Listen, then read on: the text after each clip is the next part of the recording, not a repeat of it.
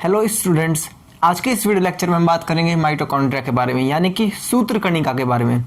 लेकिन lecture start करने से पहले मैं आपसे कुछ बातें करना चाहता हूँ। स्टूडेंट्स, आपका पढ़ाई करना बहुत ज़्यादा ज़रूरी है, ये तो सीधी सी बात है, लेकिन आप कर नहीं रहे हो। आप क्या कर रहे हो? आप इधर उधर की बातें कर रहे हो। आपको जो है वो चीज़ों को अच्छी तरह समझना होगा। जो बायोलॉजी सब्जेक्ट है, इसमें से आपको क्वेश्चन सीधा बुक में से मिलता है, लेकिन कोई कोई क्वेश्चन ऐसा होता है वो आपसे बनेगा ही नहीं। कब नहीं बनेगा? जब आप पढ़ोगे नहीं। तो इसलिए थोड़ा डीपली पढ़ा करो। जो चीज़ें मैं यहाँ पर बताता हूँ, मैं एक आध चीज़ें एक्स्ट्रा ही बताता हूँ। वो चीज़ें आपको 11th क्लास में भी काम आएंगी, 12th क्लास में काम आएंगी, क्योंकि जो चीज़ें मैं आपको बता रहा हूँ वो अबव आपके लेवल है। मतलब आपको कभी स्कूल में नहीं बताया गया हो उन चीज़ों के बारे में। तो गाइज, मेरा जो मेन मोटिव वो ये है कि आपको बायोलॉजी अच्छी लगनी चाहिए, आपको बायोलॉजी सब्जेक्ट से प्यार होना चाहिए। इस चीज़ को करने के लिए मैं आपको हर चीज़ को सिंपल से सिंपल तरीके से समझाने की कोशिश करता हूँ। हाँ, मैं रियल लाइफ एग्जांपल इतना अच्छा नहीं देता, मैं मानता हूँ, पर जो बायोलॉजी की टर्म्स हैं, जो कथन हैं यहाँ पर, उनको मैं हिंदी में भी बताता हूँ कि ये हिंदी में इसको ये बोलते हैं। अब चीज़ों को मैं हिंदी में समझाता हूँ, लेकिन बेटा प्योर हिंदी वो मेरे से नहीं हो पाता उस तरीके से, जिस तरीके से आप सोचते हो। पर जो मैं समझाता हूँ वो आपको समझ आता होगा, ये मेरी गारंटी है। क्योंकि देखो, लैंग्वेज क्या है? लैंग्वेज ये है कि हम उस चीज़ को बोल सकते हैं, ठीक है, उस चीज़ को हम समझ सकते हैं। हमारी लैंग्वेज क्या? अगर मुझे हिंदी आती है तो कोई मुझसे इंग्लिश में बात करेगा, मुझे नहीं आएगी समझ में। वहीं अगर कोई मुझसे हिंदी में बात करेगा तो मुझे समझ में आएगी। पर कई कई चीज़ें ऐसी होती है कि अगर मुझे कोई ठीक ठाक हिंदी में बोले, मेरे से कोई ठीक ठाक हिंदी में बोले, एग्जैक्ट उसकी हिंदी अच्छी ना हो, फिर भी मुझे समझ आएगा ना। अपना दिमाग तो लगाएंगे। तो ज़रूरी क्या है? अपना दिमाग लगाना। यहाँ पर जो भी मैं टर्म बोलूँ, जैसे मैंने माइटोकॉन्ड्रिया बोला, इसको हिंदी में सूत्रकणिका बोलते हैं। तो आपके दिमाग में ये क्लिक होना चाहिए। जो हिंदी मीडियम वाले बच्चे हैं उनके दिमाग में स्पेशली ये क्लिक होना चाहिए, इसको तो सूत्रकणिका बोलते हैं। अच्छा, ये वो वाला सूत्रकणिका है जो हमने क्लास 9th में पढ़ा था। ठीक है, समझ रहे हो मैं क्या कहना चाहता हूँ? मैं ये कहना चाहता हूँ आप भी मेहनत करिए, ठीक है। यहाँ पर मैं उस टर्म को हिंदी में बता दूंगा, और समझा तो बेटा मैं हिंदी में ही रहा हूँ। मैं इंग्लिश कोई इतनी हाईफाई इंग्लिश नहीं बोलता, मैं बिल्कुल सिंपल चीज़ें बताता हूँ जो बिल्कुल आसान होती हैं। चलिए, वक्त ज़ाया ना करते हुए आज का वीडियो लेक्चर स्टार्ट करते हैं। देखिए, जो माइटोकॉन्ड्रिया है इसको सूत्रकणिका बोला जाता है। अब सूत्रकणिका है तो ये सेल का क्या होगा? बिजली घर होगा। सेल का क्या होगा? Power house of the cell होगा। क्या होगा? Power house of the cell. अब हिंदी मीडियम वाले बच्चे कहेंगे सर आपने हिंदी में नहीं लिखा। बेटा देखिए, इसमें कुछ है ही नहीं समझने के लिए हिंदी लायक। मैं आपको बता रहा हूँ इसको हिंदी में क्या बोलते हैं, इससे आपको ही फायदा मिलेगा। क्योंकि जो ये लाइन्स है ना, ये लाइन्स है, ये NCERT की लाइन्स हैं, मतलब कि उसके अंदर से छाटी हुई लाइन्स हैं। तो आप जब भी कोई बुक पढ़ोगे तो उसमें ऐसे ही मिलता है, it is a power house of the cell, it release energy in the form of ATP। तो इस तरीके की जब आप लैंग्वेज, इस तरीके की जब आप डेफिनेशंस को या फिर पॉइंट्स को पढ़ते हो, कवर करते हो, तो आपकी बुक्स में एज इट इज़ मिलती हैं। तो आपको पढ़ाई में और मज़ा आता है, आपको वो चीज़ें तुरंत याद भी हो जाती हैं। इंग्लिश मीडियम वाले बच्चों को यहाँ पर फ़ायदा ये है कि उन्होंने बुक जैसे पढ़ रखी है, जिस बच्चे ने बुक पढ़ रखी है उसको एक बार यहाँ पर देखते ही याद हो जाएगा। हिंदी मीडियम वाले क्या करें? जहाँ जैसे ही मैंने बोला सूत्रकणिका और ये लेक्चर खत्म हो जाए, उसके बाद अपने हिंदी की बुक में एक बार उसको जरूर रीड कर लें। बेटा आप रीड ही नहीं करते हो। अगर आप रीड ही नहीं करोगे तो कैसे पता चलेगा कि आपने क्या पढ़ा है? ठीक है, यहाँ पर मैं समझा तो बेटा हिंदी में रहा हूँ ना। अब देखिए, हर लाइन को मैं हिंदी में क्लियर कर सकता हूँ। जैसे कि power house of the cell, इसको सेल का बिजली घर कहा जाता है। किसको? माइटोकॉन्ड्रिया को। ठीक है, it is double membrane bound, इसके ऊपर डबल झिल्ली बाउंड होता है। कैसा होता है? डबल झिल्ली बाउंड। एक आउटर होती है, एक इनर होती है। ठीक है, एक बाहरी, एक अंदरूनी। सिंपल सी बात है। It release energy in the form of ATP। अच्छा, इस लाइन की हिंदी, इस लाइन की इंग्लिश की हिंदी करके बताना। समझ तो आ रहा है ना? कब समझ आएगा? जब आप फोकस बनाओगे। ठीक है, मैंने प्रीवियस लेक्चर्स में भी कवर किया है, हिंदी में मैंने सब चीज़ को बताया है कि इसको हिंदी में ये बोलते हैं, इसको हिंदी में ये बोलते हैं। आप वहाँ पर फोकस तो बनाओ बेटा। अगर आप फोकस बनाओगे, जिस दिन आपका फोकस अच्छी तरह बन गया, उस दिन से आपको चीज़ें अच्छी तरह समझ आने लग जाएंगी। जैसे कि it release energy in the form of ATP। क्या आप इसका ट्रांसलेशन नहीं कर सकते? कर सकते हैं। आपने इंग्लिश पढ़ी है या नहीं पढ़ी है ना? इंग्लिश तो थोड़ी बहुत तो पढ़ी है। इट रिलीज का मतलब क्या होता है बेटा? छोड़ना। एनर्जी का मतलब ये क्या? ऊर्जा ही तो है। इन द फॉर्म ऑफ एनर्जी, किसके रूप में? ATP के रूप में। क्या करता है? एनर्जी को छोड़ता है, एनर्जी को बनाता है, एनर्जी को रिलीज करता है। अब यहाँ पर वर्ड आ गया रिलीज एनर्जी, इसको तो आप बेटा कर सकते हो ना। मैं बता भी तो रहा हूँ ना हिंदी में, ऐसे थोड़ी है। देखिए, मैं अपना को जस्टिफाई नहीं कर रहा, मैं जस्ट आपको बता रहा हूँ कि आपको किस तरीके से पढ़ना है। अगर आप इन चीज़ों में रहे कि सर हमें तो इंग्लिश में बताया है, हिंदी में बताया है, आप रह जाओगे बेटा, बहुत पीछे रह जाओगे। आपको 11th क्लास में आकर भी इंग्लिश में ही पढ़ना है। अब 11th क्लास में आकर इंग्लिश में कब पढ़ोगे? जब आप स्टार्टिंग से बेस बनाओगे। हमारा मेन मोटिव क्या है बेटा? खुद से फाइट करना है। जो हमारे अंदर कमियां हैं, जो हमारे अंदर हमें लगता है कि ये टॉपिक हमें नहीं आता, उसको स्ट्रांग बनाना है। मैं मानता हूं कि मैं आपको यहाँ पर 100 चीज़ें बताऊंगा, मतलब 100% तो किसी को समझ नहीं आता आपको बेटा, उसमें से मैक्सिमम टू मैक्सिमम 50 to 70% ही समझ आएगा। आप इस चीज़ को एक बार समझिए, जो मैं यहाँ पर समझाता हूँ उस चीज़ को, उसको समझने के बाद आप अपनी बुक से ज़रूर रीड कीजिए, ठीक है। बुक से रीड करने से क्या होगा, आपको चीज़ें और क्लियर होंगी। आप बुक पढ़ना तो सीखो बेटा, आप बुक तो पढ़ो। चलिए, जो हमारा मेन मोटिव है इस वीडियो लेक्चर का वो यही है कि हम सूत्र कणिका के बारे में यानी कि माइटोकॉन्ड्रिया के बारे में जो है वो समझेंगे। माइटोकॉन्ड्रिया क्या होता है बेटा? Power house of the cell होता है, मतलब कि सेल को एनर्जी प्रोवाइड करता है, सेल को एनर्जी प्रदान करता है। सेल के अंदर कुछ रासायनिक क्रियाएं होती हैं, कुछ केमिकल रिएक्शंस होती हैं, ठीक है। जो केमिकल रिएक्शंस हैं उनके लिए ऊर्जा का होना जरूरी है, एनर्जी का होना जरूरी है। जब एनर्जी ही उनको मिलेगी तो ही तो वो प्रोसेस होगी, ठीक है। मान लीजिए आप भूखे प्यासे हो और मैं आपसे कहूँ कि आप 1000 सीढ़ी चढ़ जाइए, आप नहीं चढ़ सकते। आप 100 सीढ़ियाँ भी नहीं चढ़ सकते। अगर आप सुबह से भूखे हो और मैं आपको बोलूँ रात को कि या बेटा आप यहाँ पर 100 सीढ़ियाँ चढ़ कर दिखाइए, आप नहीं चढ़ पाओगे। आपको क्या चाहिए इस काम के लिए? एनर्जी। उसी तरह सेल के अंदर कुछ केमिकल रिएक्शंस होती हैं, बहुत इंपॉर्टेंट रिएक्शंस होती हैं, तो उनको जो है एनर्जी की ज़रूरत होती है। वो एनर्जी कौन प्रोवाइड करता है? वो एनर्जी जो है बेटा वो माइटोकॉन्ड्रिया यानी कि सूत्र कणिका ही उसको क्या करता है? प्रोवाइड करता है। अब सूत्र कणिका जो एनर्जी प्रोवाइड करेगा ना, उससे सेल अपनी रासायनिक क्रिया करेगा, ठीक है। सेल अपनी रासायनिक क्रिया कर रहा है और बाकी जो सेल के अंदर डैमेज हुआ है, मान लीजिए सेल की जो झिल्ली है वो थोड़ी सी रप्चर हो गई है, वो थोड़ी सी वहां से मान लीजिए डैमेज हो गई, उसको थोड़ा नुकसान हो गया है, तो उसको भी तो ठीक करना है ना, उसके लिए भी एनर्जी चाहिए, ठीक है। तो उस एनर्जी को कौन प्रोवाइड करा रहा है? माइटोकॉन्ड्रिया। किस फॉर्म में करा रहा है? इन द फॉर्म ऑफ बेटा एटीपी। एटीपी क्या होता है? एडिनोजाइन ट्राइफॉस्फेट। एडिनोजाइन ट्राइफॉस्फेट ये सेल की एनर्जी करेंसी होती है। क्या होती है? सेल की एनर्जी करेंसी। ऊर्जा मुद्रा होती है ये कोशिका की। कौन? एडिनोजिन ट्राइफॉस्फेट। ये तो कई तरीके की होती है। मेन जो होती है वो हमारे एटीपी होती है, एडिनोजाइन ट्राइफॉस्फेट। बाकी एडिनोजाइन डाइफॉस्फेट, एडीपी, एडिनोजाइन मोनोफॉस्फेट ये भी होता है। तो आपसे पेपर में पूछ सकता है बेटा कितने तरीके की एनर्जीज होती हैं इस संदर्भ में, इससे रिलेटेड। तो मेन जो है वो तो हमारी एडिनोजाइन ट्राइफॉस्फेट ही है। लेकिन आपकी जानकारी के लिए मैं बता दूं, जो ये ट्राई है 3 फॉस्फेट ग्रुप्स के लिए यूज हो रहा है। अगर यहाँ पर 2 फॉस्फेट ग्रुप होते तो डाई होता, एडिनोजाइन डाइफॉस्फेट। अगर यहाँ पर एक ही फॉस्फेट ग्रुप होता तो बोलते adenosine monophosphate. They have their own DNA and ribosomes. बहुत इंपॉर्टेंट है। जो हमारा माइटोकॉन्ड्रिया है उसके अंदर क्या होता है? खुद का ही डीएनए होता है, खुद का ही राइबोसोम होता है। जैसे बैक्टीरिया होता है ना, उसके अंदर जो डीएनए होता है इधर उधर फैला हुआ होता है, ठीक है। जो बैक्टीरिया का जो केंद्रक होता है वो क्या होता है? इधर उधर फैला होता है, उसके ऊपर कोई झिल्ली नहीं होती। सेम ये मैंने माइटोकॉन्ड्रिया का स्ट्रक्चर बना रखा है, सॉसेज टाइप होता है, बीन शेप होता है। बीन शेप जानते हो क्या होता है? बीन, राजमा देखा आपने? राजमा उसी शेप में होता है, एग्जैक्ट उस शेप में नहीं लेकिन काफी मिलता जुलता है उससे। इस तरीके का कुछ स्ट्रक्चर होता है माइटोकॉन्ड्रिया का, ठीक है। अब यहाँ पर आप देखिए माइटोकॉन्ड्रिया जो है, मैं इस डायग्राम को थोड़ा क्लियर कर देता हूँ। जो बाहरी एरिया है ये वाला, ये जो बाहरी झिल्ली है इसको आउटर मेम्ब्रेन बोल दिया। आउटर, ये कौन सी मेम्ब्रेन हो गई? आउटर। जबकि मुड़ी तुड़ी जो मेम्ब्रेन है बेटा, जो मुड़ी तुड़ी मेम्ब्रेन है इसको इनर बोल दिया, इनर मेम्ब्रेन, ठीक है। क्या बोल दिया? Inner membrane. और जो अंदर है ये इसका मैट्रिक्स है, इसको बोल दिया मैट्रिक्स। जो इसके अंदर पदार्थ है, कैसा है वो पदार्थ? वो तरल पदार्थ है, ठीक है, लिक्विड टाइप है, तो उसको बोल दिया मैट्रिक्स। क्या बोलते हैं? मैट्रिक्स। इसके पास अपना कुछ डीएनए है, डीएनए खुद का डीएनए है, ठीक है।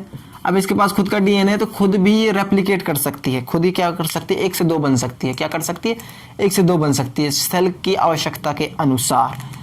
अब यहाँ पर इसके पास अपने ही राइबोसोम्स भी होते हैं। क्या होते हैं? राइबोसोम। राइबोसोम क्या होता है? वो ये क्या करते हैं? प्रोटीन बनाते हैं, राइबोसोम, ठीक है। राइबोसोम क्या करते हैं? कुछ प्रोटीन्स बनाते हैं, ठीक है। इसके लिए प्रोटीन्स कौन तैयार करेगा? राइबोसोम्स। यानी कि आपसे क्वेश्चन में पता है क्या पूछ सकता है? आपसे क्वेश्चन में कई चीजें पूछ सकता है, लेकिन जो मेन क्वेश्चन बनता है वो बनता है सेल का बिजली घर यानी पावर हाउस किसे कहा जाता है? कोशिका का पावर हाउस कहा जाता है माइटोकॉन्ड्रिया को। माइटोकॉन्ड्रिया का ऐसा मेम्ब्रेन बाउंड ऑर्गेनेल है बेटा, डबल मेम्ब्रेन बाउंड ऑर्गेनेल है। डबल झिल्ली होती है, एक बाहरी एक अंदरूनी। अंदरूनी वाली मुड़ी तुड़ी होती है, ठीक है। उसके बाद इट रिलीज एनर्जी रिलीज करता है किस फॉर्म में? एटीपी में। ये किस फॉर्म में ऊर्जा को रिलीज करता है? एडिनोजाइन ट्राइफॉस्फेट में। उसके बाद हमें आगे दिया हुआ है दे हैव देयर ओन डीएनए। इनके पास खुद का डीएनए होता है, ठीक है। इनके पास जब खुद का डीएनए है वो कैसी फॉर्म में है, वो उसके ऊपर कोई मेम्ब्रेन नहीं है। जैसा बैक्टीरिया में आपको डीएनए देखने को मिलता है वैसा ही डीएनए इसमें देखने को मिलता है। और जैसे राइबोसोम बैक्टीरिया के अंदर देखने को मिलते हैं इसके अंदर भी वैसे ही राइबोसोम देखने को मिलते हैं। यानी कौन से टाइप के, 70S टाइप के। कौन से टाइप के, 70S टाइप के राइबोसोम्स। एक इंपॉर्टेंट चीज और है, जो इसकी बाहर की मेम्ब्रेन है वो पोरस होती है, उसके बाहर में छेद होते हैं। क्या होते हैं, बाहर की मेम्ब्रेन कैसी होती है, छेद होते हैं। इसकी जो बाहरी झिल्ली है वो कैसी होती है, उसमें बेटा छेद होते हैं इस तरीके के अंदर। अब यहाँ मैं इसको जूम करूँ तो ऐसी बनेगी मेम्ब्रेन, इसके ऊपर ऐसे छेद आ गया, ठीक है। पोरस होती है, कैसी होती है, पोरस। पोरस मतलब छेद होते हैं उसमें, ठीक है, छेदनुमा। उसके ऊपर क्या होते हैं, छेद होते हैं। और जो अंदर वाली मेम्ब्रेन है वो कैसी होती है, सपाट होती है, चिकनी होती है, स्मूथ होती है, उसके ऊपर अंदर कोई छेद नहीं होते। कौन सी मेम्ब्रेन में, इनर मेम्ब्रेन में। और जो ये मेम्ब्रेन है इनर और आउटर, देखिए आउटर मेम्ब्रेन हो गई, ये इनर मेम्ब्रेन हो गई। इसके बीच में कुछ स्पेस है, देखो ये वाला स्पेस है ना, इधर देखो, इधर से इधर तक स्पेस है। इसको बोल देते हैं बेटा इंटर माइटोकॉन्ड्रियल मेम्ब्रेनल स्पेस। आप बोल सकते हो इंटर मतलब दोनों के बीच का, माइटोकॉन्ड्रियल माइटोकॉन्ड्रिया की space, inter mitochondrial membranal space मतलब कि मेम्ब्रेन जो है, इन दोनों मेम्ब्रेन के बीच में जो स्पेस है उसको क्या बोलते हैं, inter mitochondrial membranal space. Clear हो गया होगा। चलिए अब हम थोड़ा आगे बढ़ते हैं। अब हम क्लोरोप्लास्ट के बारे में पढ़ लेते हैं, यानी कि प्लास्टिड्स के बारे में पढ़ लेते हैं। वो ज़्यादा इंपॉर्टेंट है। और वो प्लास्टिड्स कहाँ देखने को मिलते हैं, प्लांट सेल्स में देखने को मिलते हैं। कहाँ मिलते हैं, पेड़ पौधों में देखने को मिलते हैं।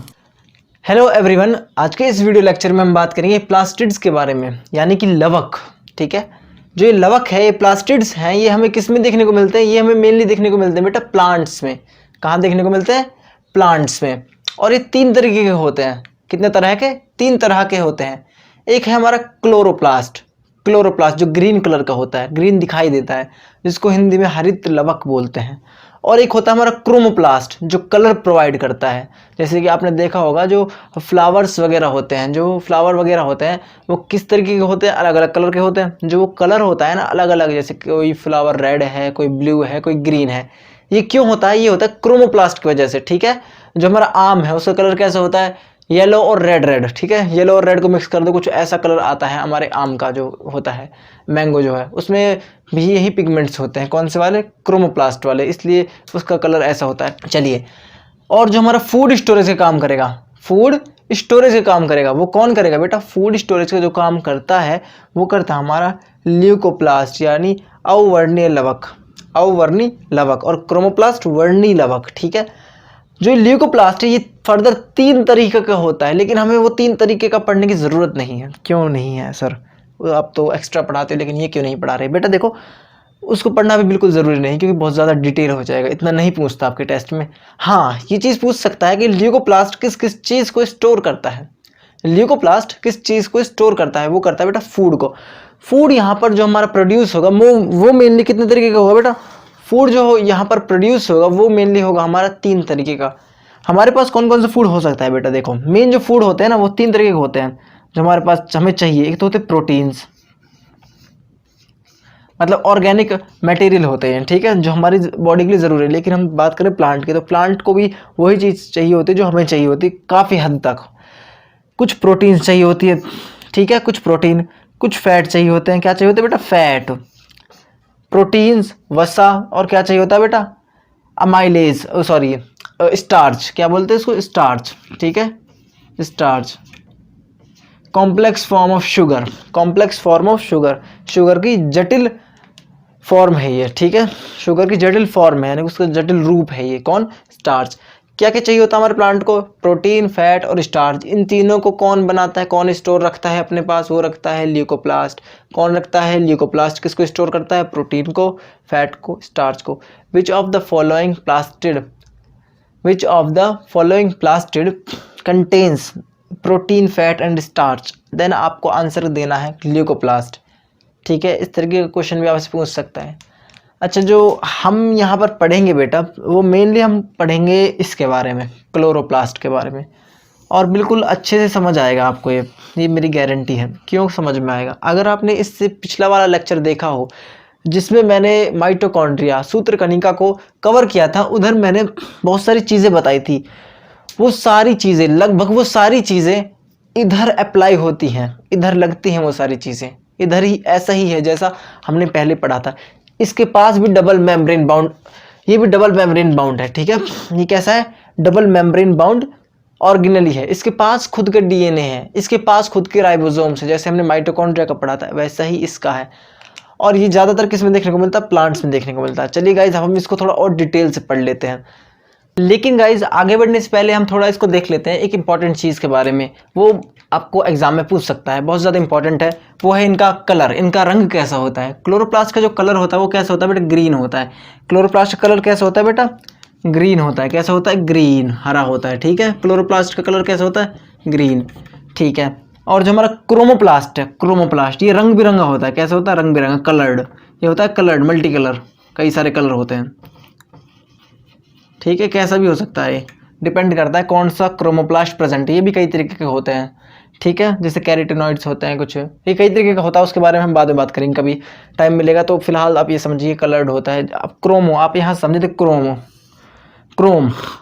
अच्छा आपने गूगल क्रोम देखा है, गूगल क्रोम कैसा होता है, उसमें बीच में ब्लू कलर का डॉट होता है, एक रेड होता है, एक ग्रीन होता है और एक बाद में येलो होता है।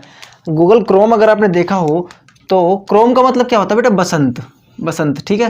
देखो ऐसे कुछ क्रोम का वो होता है, ठीक है, कुछ इस तरीके का होता है क्रोम का, ठीक है। क्रोम जो है एग्जैक्ट इस तरीके का होता है कुछ। यहाँ पर एक जगह आपको मिल जाएगा, यहाँ पर मिल जाएगा ब्लू कलर, ठीक है। यहाँ पर मिल जाएगा आपको साइड्स में येलो कलर, यहाँ पर मिल जाएगा आपको रेड कलर। इस तरीके के कलर होते हैं ना वहाँ पे, तो रंग बिरंगा हो गया वो, ठीक है। रंग बिरंगा जब हो गया वो, उसको क्रोम बोल देते हैं। तो आप इधर से याद रख सकते, क्रोम मतलब कलर, क्रोम मतलब कलर, सी से क्रोम कलर, क्रोमो मतलब बसंती। मैंने क्रोम का एग्जांपल दे दिया, गूगल क्रोम का। देखिएगा कभी आप उसके आइकन को, जो उसका ऐप आइकन है वो कैसा होता है, वो रंग बिरंगा होता है। तो क्रोम उधर से ही लिया गया है, जो क्रोम नाम रखा है ना उसका, उसकी कलर्स के ऊपर ही नाम रखा गया है और वैसा ही उसको बनाया भी गया है, आप देखिएगा उसको।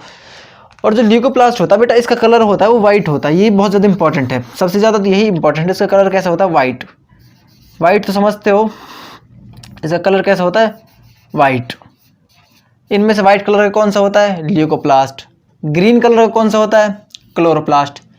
रंग बिरंगा बहुत सारे रंग होते हैं, वो होता है क्रोमोप्लास्ट। अच्छा अब आपको क्लियर हो गया होगा, आप इसको ध्यान से देखिए गाइज। आप नोट भी करते रहा करिए अपनी कॉपी को, आप कॉपी लेकर बैठा करिए। आप अलग कॉपी बना लीजिए बायोलॉजी की, कुछ नहीं जाता।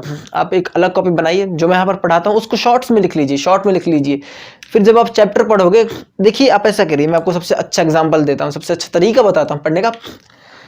जो कुछ मैं यहाँ पर पढ़ाऊँ, जो भी कुछ मैं यहाँ पर पढ़ाऊँ, आप एक नोटबुक अपने पास रखिए और नोट कर लीजिए। जो चीज़ आपके ऊपर से जाए उसको एज इट इज़ नोट कर लीजिए, जो मैंने बोला है, ठीक है। फिर आप अपनी बुक खोलिए और फिर इसको पढ़ना शुरू कीजिए।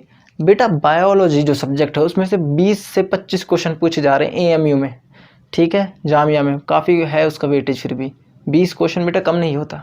20 क्वेश्चन आपका सिलेक्शन करवा सकता है, ठीक है। 20 क्वेश्चन बहुत बनता है, 20 मार्क्स बहुत बनता है। मैं आपको जितना यहाँ पर पढ़ा रहा हूँ, अगर आप उसी को ही कर लो तो आपके बेटा 15 क्वेश्चन कहीं नहीं जा रहे, 15 क्वेश्चन बनेंगे ही बनेंगे। पर कब, जब आपको यहाँ पर पूरा समझ आएगा। मैं गारंटी ले सकता हूँ 100% आपको समझ ही नहीं आएगा। मैं कितना ही कोशिश कर लूँ, कितना ही एफर्ट डालूँ, आपको 100% समझ नहीं आ सकता। इसलिए आप यहाँ से नोट कीजिए। जो यहाँ पर बीच बीच में एक स्क्रीन में फ्लैश होता है, मैं वर्ड बोलना भूल जाता हूँ कोई वर्ड बोलता हूँ, टिपिकल होता है, टफ लगता है सुनने में, यहाँ पर उसकी स्पेलिंग भी आ जाती है, तो आप उसको भी नोट कर लीजिए करिए। इंपॉर्टेंट है, बहुत इंपॉर्टेंट है, सब चीज़ इंपॉर्टेंट है। आप ठीक से पढ़िए और प्रीवियस ईयर क्वेश्चंस भी आप ठीक से करिएगा। आप बायोलॉजी को रोज़ 1 से 1.5 घंटा दीजिए। टोटल बायोलॉजी में 11 चैप्टर है, सब हो जाएगा, अच्छे से हो जाएगा। डेली आप 1 घंटा दीजिए। आप डेली कम से कम 7-8 वीडियोस देखा करिए बायोलॉजी के, और उनको देखने के बाद 7-8 वीडियो में बेटा लगभग आधा चैप्टर कंप्लीट हो जाता है। अगर आप उनको अच्छी तरह देखेंगे, वीडियोस को बार बार देखिए, वीडियोस को, इससे आपका ही फायदा है। आपने सब्सक्रिप्शन लिया हो तो उसको फ़ायदा उठाइए बेटा, आप उसको बार बार देखिए उस वीडियो को। और यहाँ पर बहुत क्लियर तरीके से बता रखा है मैंने, उसको ध्यान से देखिए वीडियो को देखने के बाद बुक को ज़रूर पढ़िए। आप जब बुक को ही नहीं पढ़ेंगे तो आपको कुछ भी समझ नहीं आएगा। मैंने यहाँ पर जैसे हरित लवक बताया, अगर आप किताब में अपनी खोलकर देखेंगे हरित लवक के बारे में, आपको और ज़्यादा अच्छी समझ आएगा। जो मैंने यहाँ पर बोला वो आपकी किताब की लैंग्वेज से मैच नहीं होगा, मुझे पता है, लेकिन बहुत सारी चीज़ें हैं जो समझाने वाली बात है वो शायद मैच होती होगी। वो कहना चाह रहा है वो भी सही है, जो मैं कहना चाह रहा हूँ वो भी सही है। कान को आप ऐसे पकड़ो या कान को आप ऐसे पकड़ो, पकड़ना तो कान ही है ना। आपको कोई बोल दे बेटा कान पकड़ो, आप ऐसे पकड़ सकते हो, आप ऐसे पकड़ सकते हो, ऐसे आसान कौन सा है, ऐसे वाला, ठीक है। तो आसान की तरफ बढ़ेंगे, पर हमें कान पकड़ना है, मतलब हमें काम करना है, ठीक है। हम काम से बच नहीं सकते, कोई बहाना नहीं लगा सकते कि सर आपने ऐसे समझा दी वैसे समझा दी। बेटा समझाने में समझने में बहुत फ़र्क होता है। क्या पता किसी को मेरा समझाना बहुत अच्छा लग रहा हो, और क्या पता किसी को मेरा समझाना बिल्कुल भी अच्छा नहीं लग रहा हो। बेटा इसमें मेरा फॉल्ट नहीं है, इसमें थोड़ा आपका भी फॉल्ट है। आप उस चीज़ को ध्यान से समझिए, फोकस बनाइए। आप जब फोकस बनाना शुरू कर दोगे तो आपको कमियां दिखना, कमियां जो है वो दिखना बंद हो जाएंगी। आपको सब चीज़ अच्छी लगने लगेगी, समझ आने लगेगी, ठीक है। ये हमारे साथ बहुत बुरी चीज़ है कि हमें जो चीज़ अच्छी लगती है उसमें इंटरेस्ट बनता है, ठीक है। ये होता है बेटा, ये मैं इस चीज़ को अच्छा नहीं मानता कि आपको जो चीज़ अच्छी लगती, इंटरेस्ट बनता है वही आपको अच्छी लगती है। आपको जो चीज़ सही है वो अच्छी लगनी चाहिए, ठीक है। अब यहाँ पर सही क्या है कि हमने तैयारी के लिए सब्सक्रिप्शन लिया है, 1000 रुपीज़ हमने पे करे हैं, तो आप उसका फ़ायदा उठाइए। आप उस चीज़ को ठीक से समझिए, यहाँ पर समझाया जा रहा है, ऐसा नहीं है कि मैं रफा दफ़ा कर रहा हूँ। बेटा मैंने जो अपना वीडियो लेक्चर कंप्लीट करा है, जो मैंने बायोलॉजी का फर्स्ट चैप्टर जो चल रहा है, अभी इसके ऊपर 2 वीडियोज़ कम से कम और आनी है। मैं बहुत डिटेल में करा रहा हूँ, ठीक है, बहुत ज़्यादा डिटेल में हो रहा है। मैं डिटेल में क्यों करा रहा हूँ बेटा, ताकि सबको समझ आए। मैं तो अपनी तरीके से पूरी कोशिश कर रहा हूँ, वरना इसको कराने के लिए तो बहुत जल्दी जल्दी हो जाएगा। फिर भी मैं बता रहा हूँ कि क्लोरोप्लास्ट है, क्रोमोप्लास्ट है, ये है वो है, इसको आप क्रोम से रिलेट कर सकते हो, उसको हिंदी में ये बोलते हैं। बेटा आप भी तो अपना एफर्ट लगाइए। हम यहाँ पर 1 घंटा लगा देते हैं आपके एक वीडियो के लिए, मुझे 1 घंटा लग जाता है आपके एक वीडियो को बनाने में ही लग जाता है बेटा। 1 घंटा तो आपको दिखती होगी 8-7 मिनट की वीडियो, इसमें टाइम लगता है। आप भी तो टाइम दीजिए, आप भी तो कोशिश करिए, फ़ायदा तो इसमें आपका ही है ना। चलिए अब हम आगे बढ़ेंगे बेटा। अब ये तो हमने कर दिया, अब हम बेटा बहुत इंपॉर्टेंट चीज़ है क्लोरोप्लास्ट, इसके बारे में NCERT ने ज़्यादा बताया नहीं है, पर क्वेश्चन बन सकता है। तो मैं थोड़ा इसका डायग्राम जो है वो बताने वाला हूँ, थोड़ा आगे चलेंगे, ठीक है, उसमें हम डायग्राम बताएंगे।